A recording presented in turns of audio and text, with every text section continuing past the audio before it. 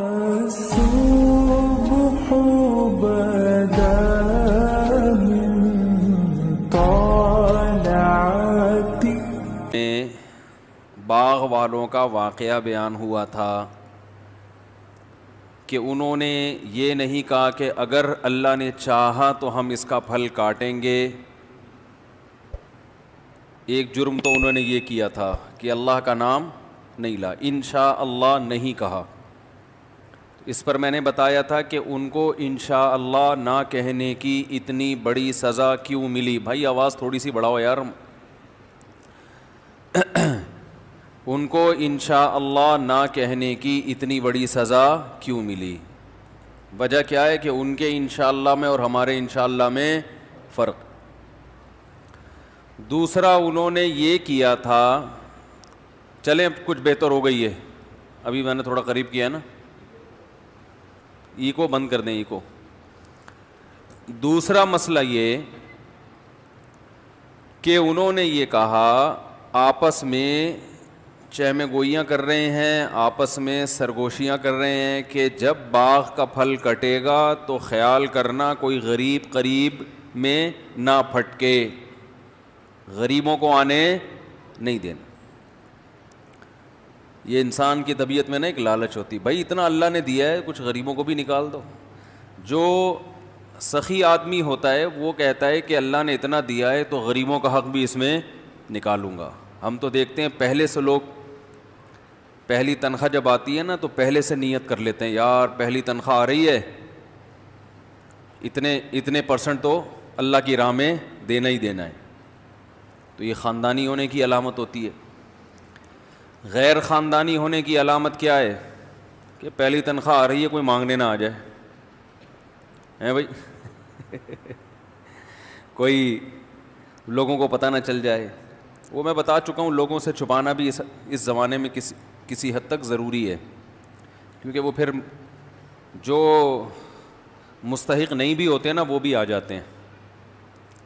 میرا تو ایک تجربہ ہے کہ کسی غریب کو پیسے دے دو نا، زیادہ دے دو تو وہ پھر کمبل ہو جاتا ہے۔ وہ ابھی 2-4 دن پہلے کی بات ہے، ایک ماسی آئی بیچاری ایک بچے کے ساتھ، غریب ماسی، اس کے بچے پہ مجھے بڑا ترس آ رہا تھا۔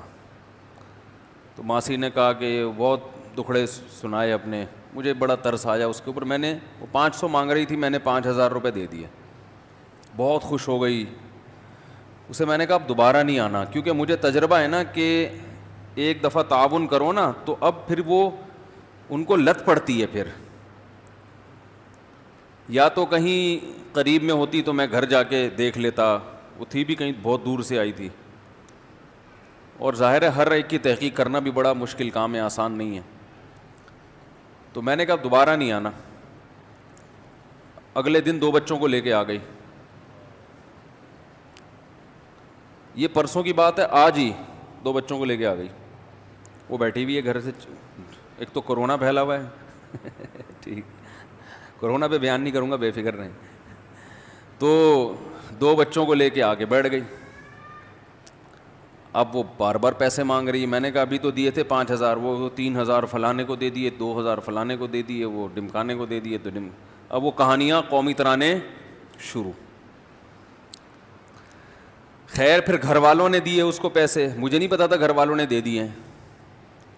پھر بیٹھی بھی ہے، اب میں گیا ہوں تو میرے پاؤں پکڑ رہی ہے۔ اب آدمی کو ہوتا ہے یار پاؤں کیوں پکڑ رہے ہو بھائی، عجیب سی فیلنگ ہوتی ہے نا، کیوں ہمیں اتنا کیوں، اور اپنے آپ کو اتنا گرا کیوں رہے ہو؟ تو وہی ہے، پھر پتہ چلا گھر والوں نے بھی دے دیے ہیں اس کو، مجھے نہیں بتایا اس نے گھر والوں نے دے دیے ہیں، مجھے یہی کہ تو مسئلہ یہ ہے کہ اس کا بھی ایک تجربہ شیئر کرنے کا فائدہ یہ ہوتا ہے نا کہ دیں اور کوئی ذرا طریقے سے۔ اب یہی ہے کہ کسی کے ذمے لگا دیں گے، تحقیق کر لے، اگر واقعی مستحق ہے تو ہر مہینے کا کچھ باندھ دیں گے، نہیں مستحق ہے تو پتلی گلی سے نکلو۔ لیکن میں ایک تجربہ بتا رہا ہوں کہ ہر ایک کو اپنی، یعنی ہر ایک کے ساتھ تعاون کرنے سے پہلے سوچا کریں یہ تعاون افورڈ کر سکتے ہیں کہ نہیں کر سکتے، ٹھیک ہے نا؟ تو اس کی وجہ کنجوسی نہیں ہے، کنجوسی نہیں ہونی چاہیے، بلکہ یہ کہ مستحقین جو ہے نا ان تک پہنچے۔ بعض لوگ اپنا گیٹ اپ ایسا بنا لیتے ہیں, بچے بھی پتہ نہیں اپنے ہیں کہ کہیں سے اڑوس پڑوس سے کمیشن پہ ادھار لے لیے کہ ان بچوں کو دکھا کے جتنا چندہ ملے گا 20% آپ کا, 80% ہمارا. اس طرح ہو سکتا ہے, یہ بھی ممکن ہے کہ ایسا نہ ہو, واقعی مستحق ہو. بہرحال ہم اپنے ٹاپک کی طرف آتے ہیں. تو اللہ تعالیٰ نے اس باغ والوں کو دو جرم تھے ان کے اندر, ایک اللہ پہ نظر نہیں کی, دوسری کنجوسی کہ اللہ یدخلنہ الیوم علیکم مسکین, آج کوئی غریب ہمارے قریب نہیں پھٹکنا چاہیے. نظر رکھو, ایک بندے کو کھڑا کر دیا ہوگا, دیکھنا کوئی غریب نظر آ رہا ہے نا, اس کو دائیں بائیں کر دینا. تو یہ طبیعت کا بخل ہے, اللہ کو یہ پسند نہیں ہے. اللہ کو کھلانے والے پسند ہیں, کھلاؤ. کبھی کبھار نا کچھ بڑا اماؤنٹ صدقہ کر دیا کرو. کئی بار بیان کر چکا ہوں, نصیحت کی بات 100 دفعہ بھی ہو جائے تو میرا خیال ہے بری نہیں ہے. یہ چیز مارکیٹ میں شارٹ چل رہی ہے آج کل, کنجوسی ہمارے معاشرے میں پھیل رہی ہے. یمحق اللہ الربا ویربی الصدقات, کیا عجیب آیت ہے. دیکھو سود کسے کہتے ہیں, جتنا پیسہ ہوگا اس سے مزید پیسہ بنتا ہے نا انسان کے پاس. 1 لاکھ اگر آپ کے پاس ہے تو آپ سود پہ قرضہ دے کے 1,02,000 بنا لو گے اس کو. 2 لاکھ ہیں تو 2 سے 2,04,000, ایسے ہی اس کو ضرب دیتے چلے جائیں. تو اس سے کیا لگتا ہے کہ پیسہ پیسے کو کھینچ رہا ہے, ایسا ہی ہے نا. زکوٰۃ کیا ہے, بالکل سود کی الٹ ہے. 100 روپے میں 2.5 روپے, ایسا ہی ہے نا. یعنی جو سود کے ریٹ آج کل کیا چل رہے ہیں بینکوں میں, 2% یا 2.5% نا, یہی چل رہا ہے نا ریٹ. کیا ہو گیا بھائی,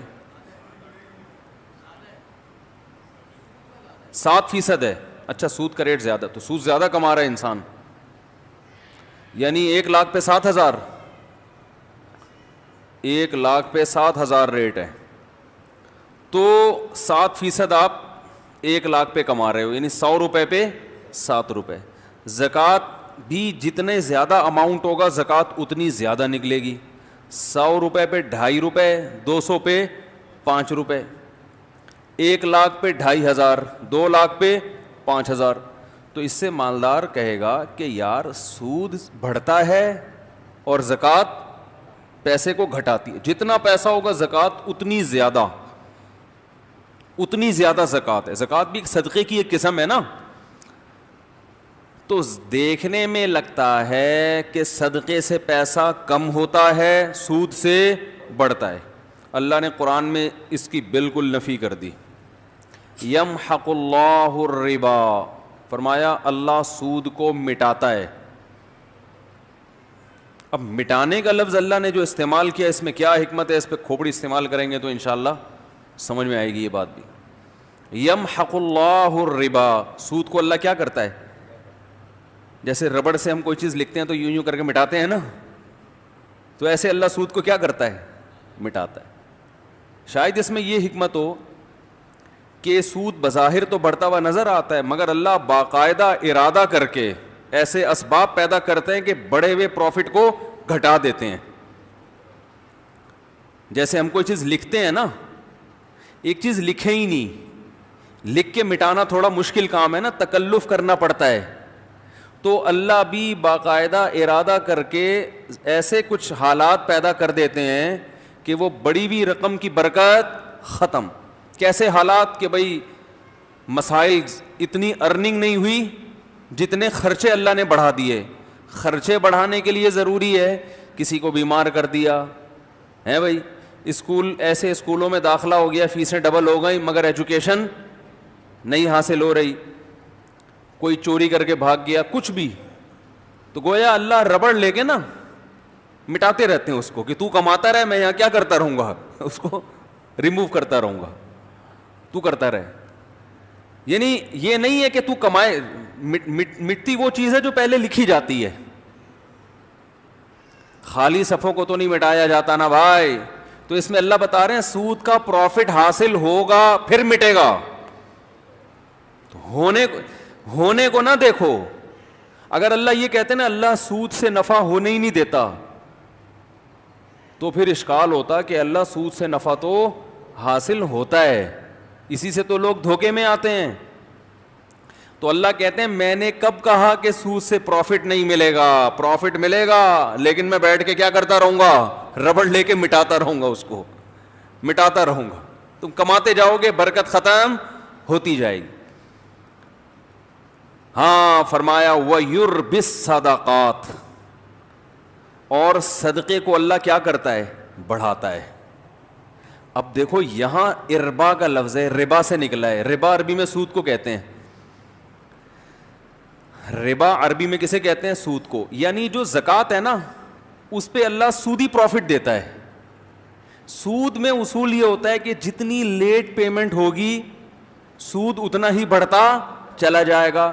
تو اللہ نے یہ نہیں کہا کہ میں صدقے کو بڑھاتا ہوں, بلکہ ایسے بڑھاتا ہوں جیسے سود بڑھتا ہے. یعنی حقیقت میں بڑھوتری کس کی ہوتی ہے؟ صدقے کی. کیا مطلب؟ اس کو دوسرے مقام پہ اللہ نے قرآن میں یوں بتایا کہ جو لوگ اللہ کی راہ میں اپنا مال خرچ کرتے ہیں کمثل حبۃ انبتت سبع سنابل, جیسے ایک دانہ زمین میں بویا جاتا ہے اور اس سے 7 کونپلیں پیدا ہوتی ہیں اور ہر کونپل میں 100 دانے. جیسے ایک دانہ ایسے ملٹی پلائی ہوتا چلا جاتا ہے نا, اس طرح سے صدقہ کیا ہوتا چلا جاتا ہے؟ ملٹی پلائی. کیونکہ آپ نے صدقہ کیا, اس صدقے سے ایک تو صدقے کا ثواب ملا, اس صدقے کی وجہ سے آگے جو خیریں پھیل رہی ہیں ان تمام خیروں میں آپ کا حصہ. تو یہ بڑھتا چلا, گرو کرتا ہے. یہ سود میں جتنی لیٹ واپسی ہوگی اتنا سود بڑھتا چلا جائے گا. تو صدقہ بھی اس حساب سے کیا ہوتا ہے؟ بڑھتا چلا جاتا ہے, بڑھتا چلا جاتا ہے. اور جہاں جہاں وہ اس سے خیر پھیلے گی وہ تمام خیروں میں آپ کا حصہ ہوتا چلا جائے گا. تو اس لیے سخی بنو بھائی. یہ جو ہر وقت گنتے رہنا نا بیٹھ کے اتنے پیسے ہو گئے, اتنے یہ ہو گئے, اتنے ہو گئے, آج کل یہی چل رہا ہے مارکیٹ میں. تھوڑا سا دل بڑا رکھو, کبھی کبھار بڑا اماؤنٹ بھی صدقہ کر دیا کرو. یہ اٹھایا, یہ گڈی, یہ لو. سمجھ رہے ہو؟ دوبارہ کر کے دکھاؤں؟ بتانے سے یہ چیزیں سمجھ میں نہیں آتی, کر کے دکھاؤں؟ جیب میں ہاتھ ڈالا, گٹی کہیں سے آپ کو ملی بڑی اماؤنٹ نا, اچانک کوئی بڑا پروفٹ, آپ نے کہا یار پورے سال کماتے ہیں یہ والا پروفٹ سارا کیا کر دو, بڑا اماؤنٹ آ گیا نا کہیں سے. جیب میں گڈی لے کر آ رہے ہیں, اٹھایا, بہن کو دے دیا, یہ رکھ جا. سمجھ میں نہیں آ رہی میرا خیال ہے. اور پھر بھول جاؤ اس کو. یہ نہیں کہ پھر بار بار اگلے دن کل کا واقعہ یاد ہے, بہن کو بتا رہے ہیں کل کیا ہوا تھا, یاد ہے نا. تو ایسا نہیں کرو. ایسے نکالا. نبی صلی اللہ علیہ وسلم نے امی عائشہ کو کیا فرمایا؟ لا تو کی فیوقع علیک, روکو مت, اللہ بھی روک دے گا. ٹھیک ہے نا. تو حساب کتاب بھی کرنا چاہیے, گھر کا خرچہ حساب سے چلانا چاہیے. آپ کو پتہ ہونا چاہیے آپ کی منتھلی ارننگ کتنی ہے اور گھر کا خرچہ کتنا ہے. میں نے پتہ ہے کیا ہے, میں نے پورا ایکسل پہ اپنے گھر کا سارا سیٹ اپ بنایا ہوا ہے. ارننگ ایک خانے میں لکھ رہا ہوتا ہوں, جو ایکسپینس ہیں وہ جتنے بھی ہیں وہ سارے, 1 گھر 2 گھر 3 گھر اور اپنا ذاتی, ایک خالی ہے ابھی. سمجھ رہے ہو؟ ایک کیا ہے؟ خالی ہے. پتہ نہیں کوئی لفٹ ہی نہیں کرا رہا. خیر, تو پورا میں حساب رکھتا ہوں.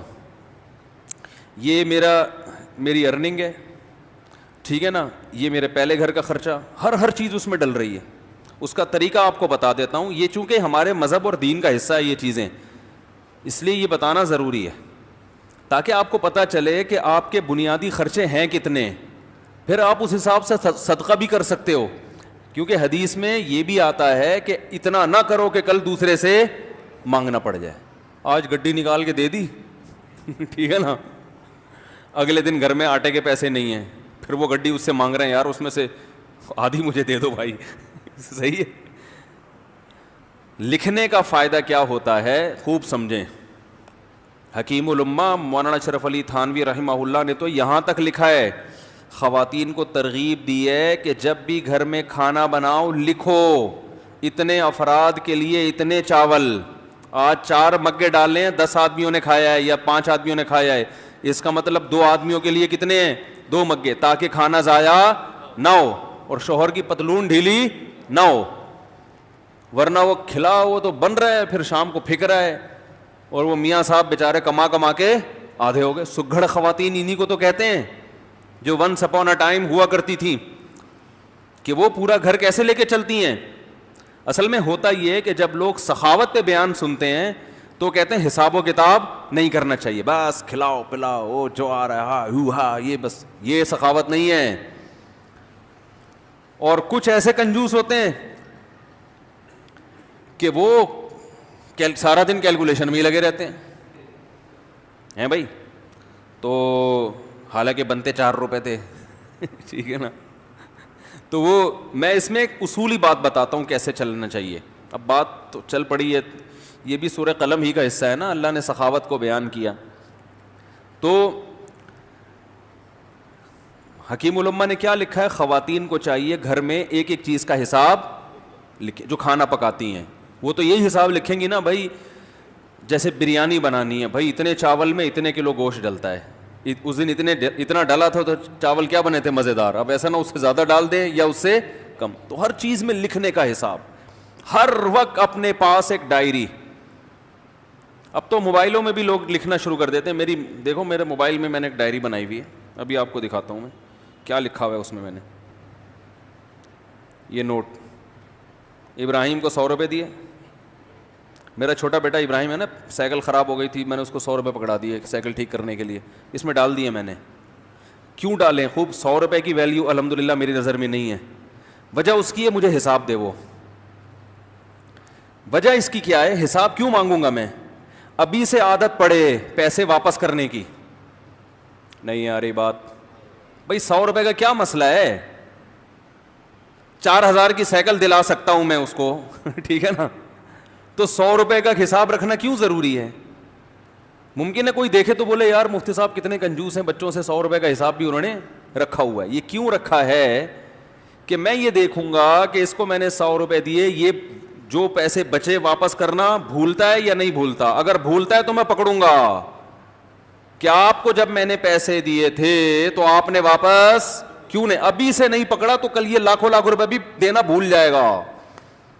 نہیں آ رہی بات، کل یہ بحریہ ٹاؤن میں این ممکن ہے پلاٹ خریدے 1 کروڑ کا کسی بندے سے، ممکن تو بھائی بہت کچھ ہو سکتا ہے نا، وزیر اعظم بھی بن سکتا ہے، اور پھر جب وزیر اعظم بنا اور لوگوں نے کہا آپ نے تو کہا تھا غربت کا خاتمہ کریں گے، کہیں گے او سوری میں کیا ہوا بھول گیا تھا غربت کا خاتمہ کرنا، آپ نے کہا تھا کراچی میں گندگی کا ڈھیر ہٹوائیں گے آپ، اس لیے آپ کراچی والوں نے آپ کو ووٹ دیا، ارے یار میرے ذہن سے نکل گیا ٹھیک ہے، نہیں آ رہی بات۔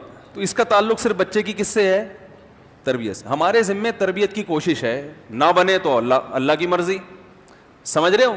تو بچوں کو نا پیسے دے کے بگاڑنا نہیں چاہیے، ان میں عادت خراب ہوتی ہے، پیسے دینے تو وہ دیں، جیب خرچی ان کی باندھیں تاکہ وہ اپنی مرضی سے کھائیں، تو وہ جیب خرچی کا سیٹ اپ الگ ہے، وہ ہم ہر جمعے کو بچوں میں جیب خرچی بانٹتے ہیں، لیکن معاملات میں ان کو 2 نمبری کی اجازت نہیں۔ میں نے لکھا ہوا ابراہیم کو 100 روپے دیے، اب میں یہ نوٹ کروں گا کہ یہ 100 روپے کا مجھے حساب دیتا ہے یا بھول جاتا ہے۔ ابھی لکھنے کی کیا ضرورت ہے، دماغ میں کیوں نہیں رکھا بھائی، دماغ کو مفید کاموں کے لیے رکھو، 100 50 روپے کے لیے دماغ کو فالتو میں مت کھپاؤ بھائی۔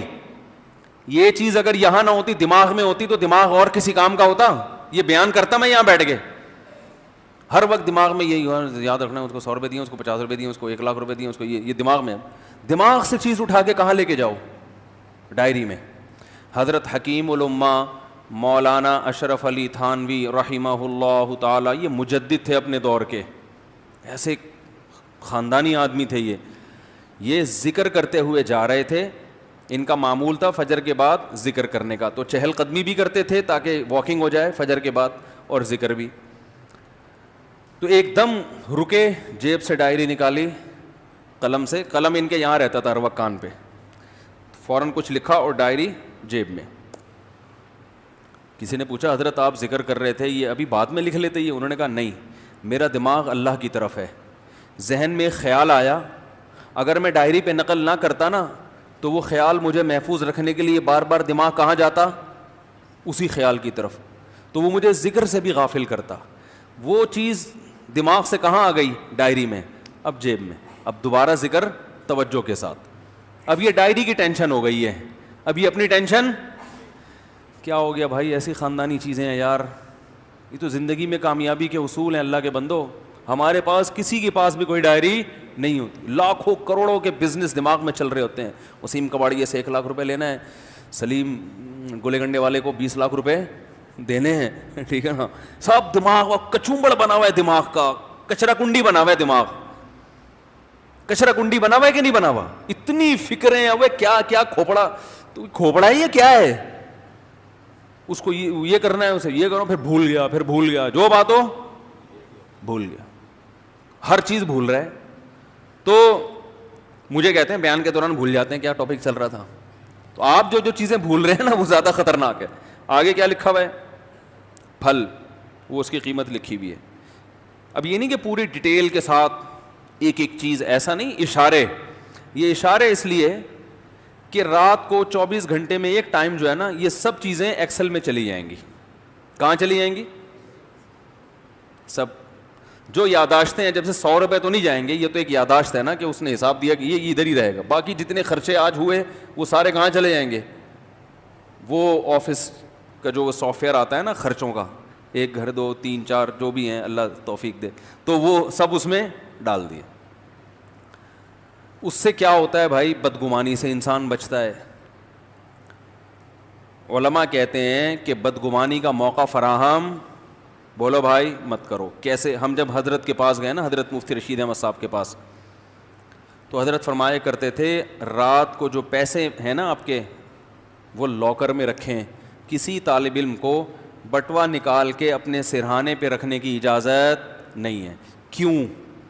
اگر چوری ہو گیا یا گم گیا, شبہ ہوگا ساتھ والے پر, شیطان کو موقع مل جائے گا اپنے ساتھی کے خلاف بدگمان کرنے کا. حالانکہ عین ممکن ہے ساتھ والے نے چوری نہ کیا ہو, باہر سے کوئی چور آ جاؤ, کوئی بندہ آیا ہو لے کے چلا گیا ہو, لیکن یہ وضاحتیں کون کرتا پھرے گا بعد میں؟ فوراً دماغ میں کیا آئے گا؟ اس نے کیا ہے. یہ بھی ممکن ہے اس نے کیا بھی ہو. تو فرمایا کرتے تھے کہ بدگمانی کے مواقع سے بچنا ضروری. تو لکھنے کا فائدہ یہ ہوتا ہے کہ ایک تو بدگمانی سے انسان بچتا ہے. سمجھ رہے ہو؟ آپ کی بیگم نے کوئی سوٹ خریدا 5,000 روپے کا, ہمارا تو, میرا اپنا حساب ایسا ہے, میں دماغ میں کچھ رکھتا ہی نہیں ہوں. مجھے تو پتہ ہی نہیں ہوتا کہ ابھی خریدا تھا تو کل خریدا تھا کہ نہیں خریدا تھا. ساری چیزیں کہاں جا رہی ہیں؟ لیپ ٹاپ. تو اب اگر کبھی اختلاف ہوگا تو کل لیا تھا پرسوں لیا تھا, تو لیپ ٹاپ سے پوچھ کے بتاتا ہوں میں, ٹھیک ہے نا. کس سے پوچھ کے بتاتا ہوں؟ لیپ ٹاپ بتائے گا کہ پچھلی عید پہ کتنا خرچہ ہوا تھا, اس عید پہ. ایک چیز تمیز سے لے آئے نا ہر چیز, بھائی عید پہ اتنے. اب میری لوگ کہتے ہیں نا اتنے گھر کیسے چلا رہے ہو؟ جیسے کمپنی چلتی ہے نا, ہم ایسے چلا رہے ہیں. کمپنی کا ایک نظام ہوتا ہے نا, سسٹم ہوتا ہے. مجھے عید پہ شاپنگ میرے لیے سب سے آسان ہے, آپ لوگ کے لیے ایک گھر کے لیے مشکل ہوگی, کیونکہ مجھے پتا ہے پچھلی دفعہ عید پہ کتنے خرچ ہوئے تھے. وہ حساب نکالو, اس دفعہ تھوڑا گڑ زیادہ ملا کے پیسے بانٹ دو, ختم, چلو بھائی ہماری وجہ سے, ٹھیک ہے نا. وہ رمضان سے یعنی شعبان میں ہی سارا حساب کلیئر, پیسے دے دیتا ہوں میں کہ بھائی اب جس نے جو خریدنا ہے خرید لے. ہر ایک کے فی بندہ اتنے پیسے ہیں, عید کے گریوی جو ملے گی نا عید پہ وہ فی کس اتنی ہے. تو پھل کے حساب سے ہر چیز ایسے تمیز سے چل رہی ہے. تو اب ہوتا کیا ہے, لکھنے کا فائدہ کیا ہوگا؟ ادھر آپ نے اپنی ارننگ لکھی, ادھر ڈیلی بیسس پہ آپ نے اپنے خرچے ڈال دیے. مہینے کے آخر میں یہ لکھنا اس لیے نہیں ہے کہ کنجوسی کرے انسان, گھر والوں پہ خرچ نہ کرے, نہ خرچ کریں کھول کے, جتنا اللہ نے آپ کو دیا دبا کے کریں خرچ. بعض دفعہ لکھا جاتا ہے کنجوسی کی بیس پہ, بیگم ایک آم تم نے آج کھایا تھا, لیپ ٹاپ میں لکھا ہوا ہے, کل دوبارہ آم کھانے کی آپ کو اجازت نہیں ہے. یہ نہیں, یہ مقصد نہیں ہے. کہیں آپ سمجھ رہے ہو کہ مفتی صاحب گن گن کے کھلا رہے ہیں گھر والوں کو, ایسا نہیں ہے. آم کے تو بارے میں میرا نظریہ یہ ہے کہ آم کے لیے کھانے کا لفظ ہی آم کی توہین ہے. آم کے لیے جو لفظ استعمال ہوتا ہے وہ کون سا؟ پھوڑنا. میں تو کہتا ہوں بھائی آم جب کھانے ہو تو کھلانا ہے تو پھر ہم کھائے گا ہی نہیں, پھوڑنے کی اجازت ہو تو ہم کھائیں گے, تو ایک آدھ آم سے مزہ نہیں آتا. خیر اللہ نے اگر دیا ہو تو انسان کرے, نہیں دیا تو صبر کرے انسان. تو اس کا فائدہ کیا ہوگا؟ جب آپ یہ ہر چیز لکھیں گے تو آپ کو پورے مہینے اندازہ ہوگا. ایک فائدہ یہ ہوگا کہ آپ کے خرچے آپ کی ارننگ سے کم ہیں یا زیادہ. اگر بیلنس, وہ اس میں خود بخود بیلنس آ رہا ہوتا ہے نا, اب اتنا بیلنس رہ گیا, اتنا رہ گیا, اتنا رہ گیا, اتنا رہ گیا, تو ممکن ہے 31 تاریخ کو آپ کا بیلنس مائنس میں جا رہا ہو, -50,000. اس کا مطلب آپ سے بڑا بیوقوف دنیا میں کوئی ہے ہی نہیں, کیونکہ دنیا میں جس آدمی کی کمائی کم اور خرچہ زیادہ, اس کا مطلب وہ اپنے آپ کو بھیک مانگنے کے لیے تیار کر رہا ہے, باتیں چوتھی شادی کی کر رہا ہے. صحیح ہے نا؟ لیکن حالات ایسے ہیں کہ بقیہ بھی یا تو بھاگ جائیں گی یا یہ کشکول لے کے بھیک مانگے گا. یہی مطلب ہے کہ نہیں ہے؟ تو پہلا فائدہ آپ کو یہ ہوگا کہ قرآن نے جو ہمیں حکم دیا ہے کہ اعتدال سے خرچ کرو, وَلَا تَبْسُطْهَا كُلَّ الْبَسْطِ, نہ اتنی کنجوسی کرو اور نہ اتنی سخاوت کرو کہ کل لوگوں سے بھیک مانگنی پڑے. تو یہ جو میانہ روی قرآن کا حکم ہے, اس حکم پر عمل کرنا اس وقت تک ممکن ہی نہیں ہے جب تک آپ کو یہ نہ پتا ہو کہ میری ارننگ زیادہ ہے یا میرے خرچے زیادہ ہیں. اگر آپ نے دیکھا کہ آپ کے خرچے زیادہ ہو رہے ہیں تو پھر اس میں کیا کرو, بے ڈھنگے طریقے سے خرچے کم نہیں کرو. پھر آپ نے یہ دیکھنا ہے کہ ان میں کون سے خرچے ایسے ہیں جن میں کمی صحت کے لیے نقصان دہ. ترجیحات کیا ہے؟ سب سے پہلے صحت ہے نا. ارے کیا ہو گیا؟ تو اب آپ نے کیا کیا, فروٹ کا خرچہ کم کرنا شروع کر دیا. نا نا نا نا نا بھائی, بچوں کے کھلونے نکال دو یہاں سے. خرچوں میں کھلونے آ رہے ہیں نا, سائیکل کیا کر دو بھئی, 4,000 کی سائیکل نہیں بنتی, آئندہ یہ نہیں ہوگا, ٹھیک ہے نا, نکالو اس کو, ٹھیک ہے. بہت سارے خرچے. میں نے جب یہ لکھنا شروع کیا تو مجھے اندازہ ہوا کہ بھائی ہوٹلنگ پہ ٹھیک ٹھاک خرچ ہو رہا ہے, تو وہ میں نے مینج کیا. ہوٹلنگ نہیں نکلنے لانڈے لپاڑوں کے ساتھ, ہمارے بھی ہم دوست ہیں, وہ نکل گئے وہاں جا کے کھا رہے ہیں ادھر, جو شنواری پہ کبھی بکرے کے وہ چانپے پھوڑ رہے ہیں, کبھی دیکھا بھائی وہ ٹھیک ٹھاک آ رہا ہے چانپے وہاں پہ جو ہے نا, یہ ٹھیک ٹھاک خرچہ تو میرا کہاں نکل رہا ہے. تو اگر آپ کے خرچے زیادہ ہوں تو آپ نے سب سے پہلے کس پہ کنٹرول کرنا ہے؟ ہوٹلنگ کو. بھائی یہ کم کرو. سمجھ میں نہیں آ رہی تو میں گھر چلا جاتا ہوں بھائی. اس کو کیا کرنا ہے؟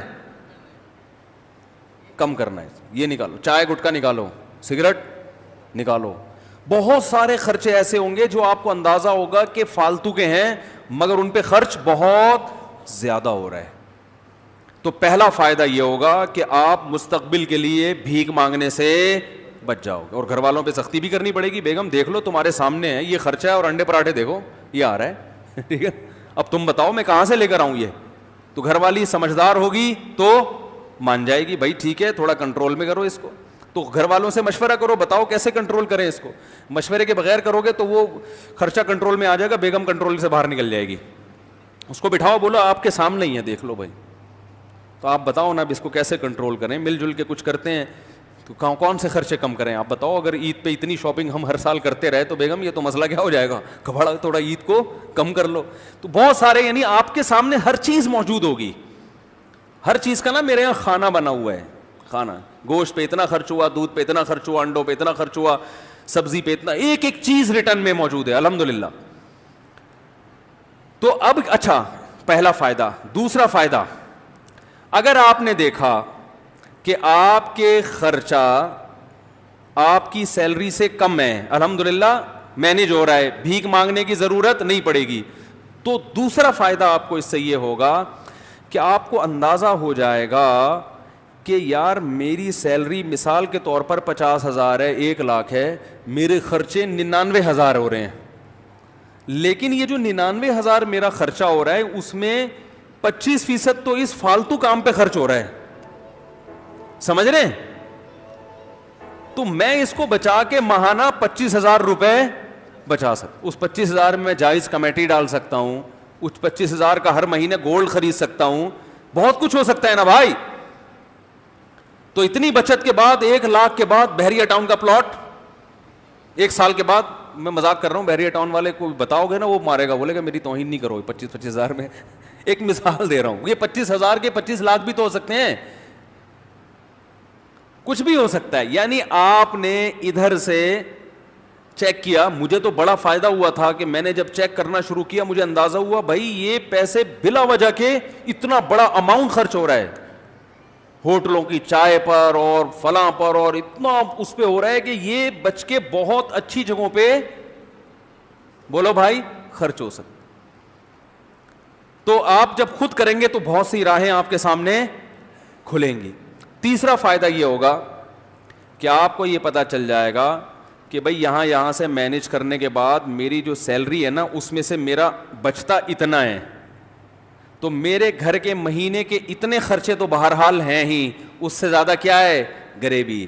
اب صدقات و خیرات میں آپ کو کیا ہو جائے گی آسانی. اس میں ایک کام اور کرو, ہم میں چونکہ توکل کم ہے تو آپ اتنا اماؤنٹ جمع کرو گولڈ کی شکل میں کہ آج آپ کی تنخواہ اگر چھوٹ جاتی ہے, آپ کو جاب سے نکال دیا جاتا ہے, تو گولڈ کی شکل میں آپ کے پاس 1 سال کا راشن بولو بھائی ہونا چاہیے. مثلا آپ نے وہاں کیلکولیشن کی, آپ نے اندازہ لگایا کہ میرا ماہانہ خرچہ 1 لاکھ ہے. ایک مثال دے رہا ہوں, ایک نارمل ایک فیملی والے 1-2 بچوں کے ساتھ 1 لاکھ بہت اچھے طریقے سے ہو جاتا ہے.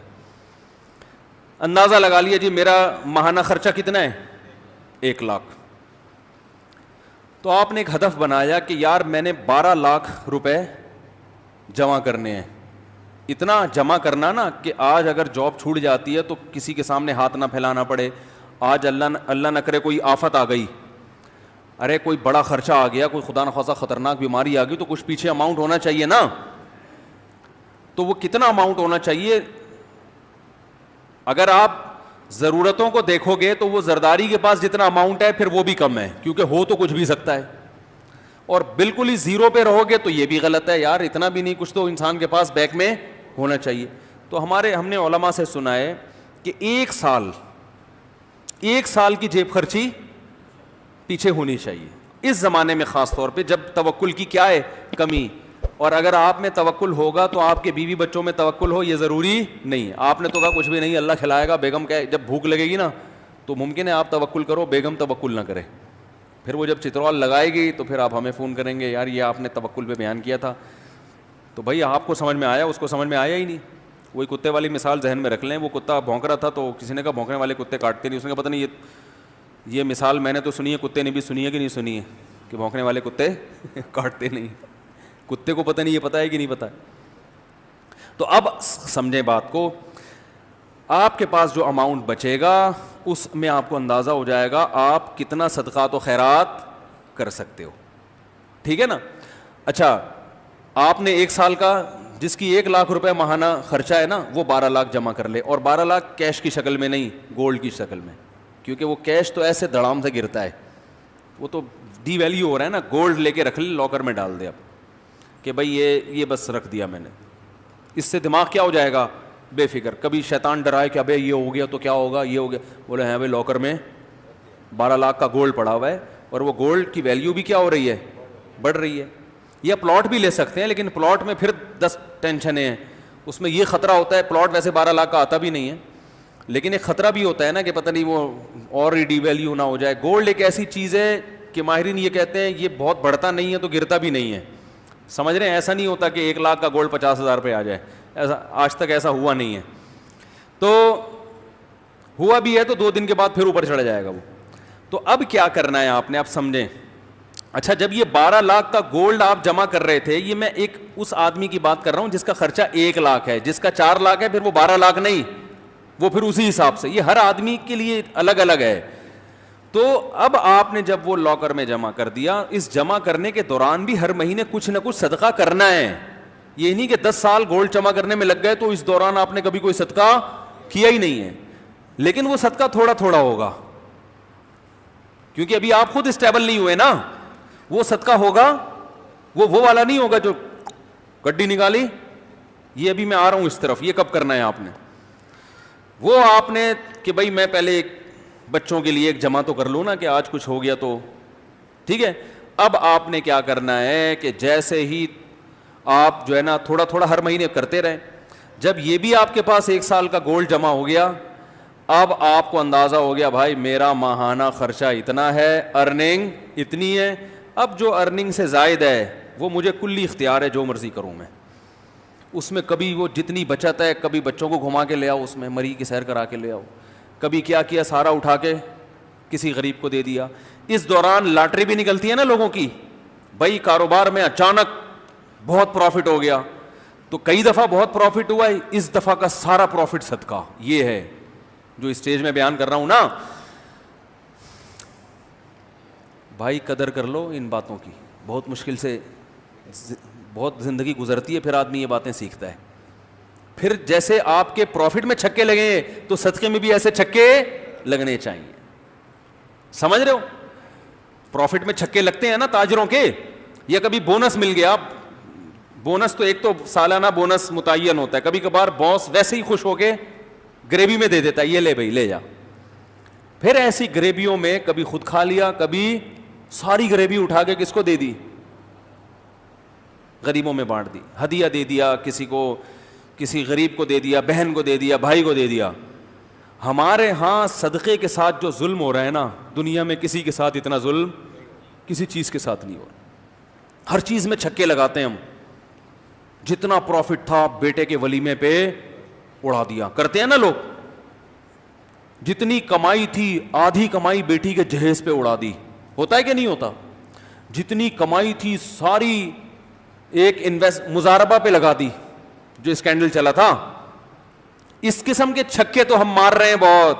ایسا چھکا سامنے نہیں آتا کہ جتنی ارننگ ہوئی اٹھا کے ساری کس کو دے دی, غریب کو دے دی.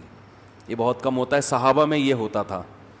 ابو طلحہ انصاری رضی اللہ تعالی عنہ نبی صلی اللہ علیہ وسلم کے پاس آئے, عرض کیا یا رسول اللہ, مجھے اللہ نے قرآن میں جو آیت بیان فرمائی ہے کہ تم نیکی کی حقیقت کو اس وقت تک نہیں پہنچ سکتے جب تک محبوب چیز اللہ کی راہ میں صدقہ نہ کرو. یا رسول اللہ مجھے سب سے محبوب میرا باغ ہے, پورا باغ صدقہ. تو یہ کیا ہے, چھکے ہیں. ٹھیک ہے نا, کرکٹ کے میدانوں میں چھکا لگانے سے سوائے تالیوں کے کچھ بھی حاصل نہیں ہوتا. اصل جو چوکے اور چھکے جس پر قیامت میں آپ کو اللہ کی طرف سے ٹرافی ملے گی نا, وہ یہ والے چھکے ہیں. ایک آخری بال پہ چھکا لگایا تھا نا جاوید میاں داد نے, ہم بھی چھوٹے تھے اس وقت, بہت 2-2 فٹ اچھل رہے تھے ہم بیڈ پہ نا. آخری بال پہ چھکا مارا تھا تو اس وقت تو عقل نہیں تھی, اتنا خوش ہو رہے تھے جیسے پتہ نہیں کیا ہو گیا. شارجہ کپ تھا, اس پہ جاوید میاں داد نے آخری بال پہ کیا لگا دیا تھا, مزہ بہت آیا تھا, وہ کلا بازیاں کھا رہے تھے. ٹھیک ہے, وہ بھی ایک چھکا تھا, قوم خوش ہوتی ہے جیت کے. لیکن بھائی آخرت میں اس چھکے کی اللہ کی نظر میں کوئی ویلیو نہیں ہے. چھکا کسے کہتے ہیں؟ اچانک ایک دم بہت بڑا کام ہو گیا نا, تو یہ جو چھکے ہیں نا اچانک اٹھا کے اتنی بڑی رقم, ایسے چھکے صحابہ نے بہت لگائے ہیں اور آج بھی لوگ اللہ والے لگاتے ہیں. تو اس قسم کے چھکے لگایا کرو. ایک دم اٹھو کسی دن صبح بولو بیگم میرا میٹر شارٹ ہو گیا. میٹر شارٹ ہونے میں کیا ہوتا ہے, جو لوگوں کو قرضے دیے ہوئے نا وہ واپس لینا شروع کر دیتا ہے. میٹر بھی اس طرح کا شارٹ. ایسا میٹر شارٹ نہیں ہو رہا کہ آج میرا میٹر شارٹ ہے بس دائیں ہاتھ سے دوں گا بائیں کو بھی پتہ نہیں چلے گا, اور اتنا اٹھا. عرب کرتے ہیں آج بھی ایسے. ہمارے جو رشتہ دار سعودیہ میں رہے ہیں وہ کہتے ہیں ہم نے عربوں کو دیکھا ہے, ایسے نوٹوں کی گڈی جیب میں ہوگی ریالوں کی, وہ ہیں بھی ریال بھی ہیں, ریال تو ویسے ہی مہنگا ہوتا ہے. کہ کوئی فقیر آیا, وہ تو کچھ زیادہ ہی مبالغہ کرتے ہیں, یہ تحقیق بھی نہیں کرتے کہ یہ جو ہے مستحق بھی ہے یا نہیں ہے. ایسے گڈی اٹھائی, ایسے پکڑا دی, اس کو گنی نہیں رہے جیب میں کتنے. ایسے بہت عربوں کے آج بھی واقعات ہیں, بہت سخاوت ہے. تو آپ ان لوگوں کو بھول جائیں گے عربوں کی سخاوت. اگر پتہ نہیں یہ جو کہتے ہیں نا لوگ, وہ مائکروسافٹ کا وہ کون ہے, اس نے اتنے بل گیٹس اس نے یہ اسپتال بنا دیا, یہ جتنا پیسہ عربوں کے پاس ہے اس حساب سے جو ان میں سخاوت ہے اس کا آج بھی کوئی مقابلہ نہیں کر سکتا. اور ان کے سارے سخی ہائی لائٹ نہیں ہوتے, چھپا کے بہت کرتے ہیں. وہ جتنا دکھا کے کرتے ہیں اس سے زیادہ چھپا کے کرتے ہیں. جو عرب کے اصل کلچر میں رہا ہے نا, جو اصل عربوں میں, وہ عربوں کی تعریف کرتا ہے. جو اصل عربوں میں, ایک تو یہ جو نظر آتے ہیں نا یہ بہت سے ان میں اصل ہیں بھی نہیں. یتیم ہونا, کوئی یتیم ہو جائے اس کو کھلا کھلا کے بگاڑ دیتے ہیں. یتیم ہو جائے نا کوئی اس کلچر میں, تو ہر آدمی چاہتا ہے میں اس پہ اتنا خرچ کرتے ہیں, شو روم سے نئی نئی گاڑیاں خرید کے اس کو دے دیتے ہیں, وہ بگڑ جاتا ہے. ایسی سخاوت ہے. ہمارے یہاں یتیم بیچارہ کیسے دھکے کھاتا ہے. ہمارے ہاں سب سے بڑا سخی وہ ہے, گاڑی جا رہی ہے وائپر پہ کسی نے صاف کر دیا تو 5 روپے اس کو پکڑا دی, یہ سمجھا جاتا ہے. باقی الحمدللہ ہمارے یہاں بھی بڑے بڑے سخی موجود ہیں, اور غیروں سے بہرحال پھر بھی ہم بہت اچھے ہیں. ابھی یہ کرونا وائرس میں جب یہ راشن کی تقسیم کا عمل آیا نا, تو ہمیں اندازہ ہوا کہ بھائی لوگوں میں اللہ نے بڑا جذبہ رکھا ہے بھائی, ہماری قوم میں بھی, اور بہت خرچ کرنے کا جذبہ. خیر اب میں جلدی سے اپنی بات کو آگے لے کے چلتا ہوں. تو یہ سمجھ میں آ گیا کہ اپنے ہر خرچہ کیا کرنا ہے, ڈائری لے کے لکھنا ہے اور شام کو اس کو لیپ ٹاپ میں ڈال دینا ہے. اس سے 3 فائدے ہوں گے. بچت کتنی ہے آپ کی, سخاوت کتنی افورڈ کر سکتے ہیں, کتنی افورڈ نہیں کر سکتے, اور ضرورت کتنی ہے آپ کو. اس کے بعد پھر دماغ فریش کہ یار میری ضرورتیں اللہ کیا کر رہا ہے, پوری کر رہا ہے, بس اتنی میری ضرورت ہے. آگے جتنا آ رہا ہے وہ غریبی ہے, تو غریبی تو کبھی کھا لیتا ہے کبھی کھلا دیتا ہے انسان. اس طرح سے ہنسی خوشی زندگی آپ کی انشاءاللہ گزرے گی. پھر بھی ہنسی خوشی زندگی نہیں گزر رہی تو وہ پھر لیپ ٹاپ کا فالٹ نہیں ہے, وہ آپ کا ادھر کا فالٹ. جب مینٹل فالٹ ہوتا ہے نا, پھر وہ انسان کو وہ حکیم صاحب جو کیڑوں والی دوا نہیں کھلایا کرتے تھے ہر ایک کو, پھر اس دوا کی ضرورت ہے. تو پھر وہ پھر بھی پھندے کے خیالات آ رہے ہیں, لٹکنے کے خیالات آ رہے ہیں, تو اس کا مطلب. اور یاد رکھو بہت سے ایسے لوگ ہوں گے جن کا 1 لاکھ نہیں ہوگا, 1 کروڑ روپے ہوگا. بہت سے ایسے بھی ہیں جن کا ماہانہ خرچہ 5,000 روپے ہوگا. تو ہر طرح کے لوگ ہیں نا دنیا میں, تو 5,000 والے بھی ہیں, 10,000 والے بھی ہیں. تو ہر آدمی حساب ضرور لکھے, اسے پتا ہو کہ میں مائنس میں جا رہا ہوں, پلس میں جا رہا ہوں, مائنس میں جا رہا ہوں, تو اس کو کم کیسے کرنا ہے. تو یہ باغ والوں کا اللہ نے واقعہ بیان کیا. وہ تو پلس میں جا رہے تھے نا, پورا باغ کٹے گا, تو پلس میں جا کے بھی کہہ رہے ہیں غریب قریب میں نہیں آنا چاہیے. اللہ نے کہا ایسی ان کا سارا باغ الٹ دیا اللہ تعالیٰ نے, سب تباہ و برباد کر دیا. تو آگے اللہ نے فرمایا ان للمتقین عند ربہم جنات النعیم. فرمایا یہ باغ کا واقعہ ہے نا, اللہ فرماتے ہیں جو لوگ تقوی اختیار کرتے ہیں ان کے لیے ان کے رب کے پاس عیش و عشرت کے باغات ہیں.